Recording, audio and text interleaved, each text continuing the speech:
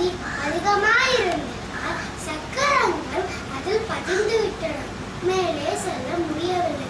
வண்டிக்காரனுக்கு என்ன செய்வது என்றே தெரியவில்லை.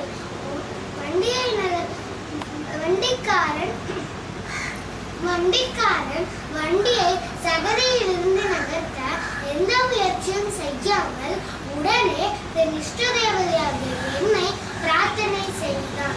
அவன் தன் வண்டியை சகதியிலிருந்து வெளியே எடுத்து தரும்படி வேண்டினான்.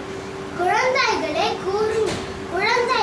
கூறுங்கள், முயற்சி திருவினையாக்கும் என்பது சான்றோர்கள் வாக்கல்லவா? முயற்சி ஏதும் செய்யாமல் பயணப்பெறி கிடைக்கும்.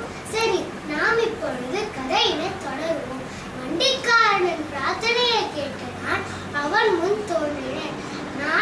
நான் அவனை பார்த்து கோபத்துடன், அடே சோம்பேறி, நீ வண்டியை நகர்த்த எந்த முயற்சியும் செய்யாமல் என்னை பிரார்த்தனை செய்கிறாய்.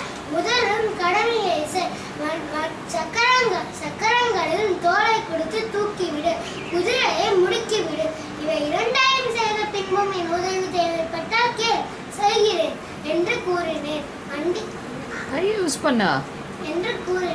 வண்டிக்காரன் தன் தவறை உணர்ந்து வெட்கப்பட்டு தலை குனிந்தான்.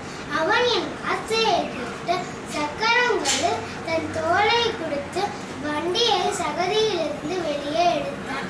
குழந்தைகளே, நாம் இந்த கதையிலிருந்து அறியும் கருத்து, முயற்சி செய்பவர்களுக்கு தான் தெய்வமும்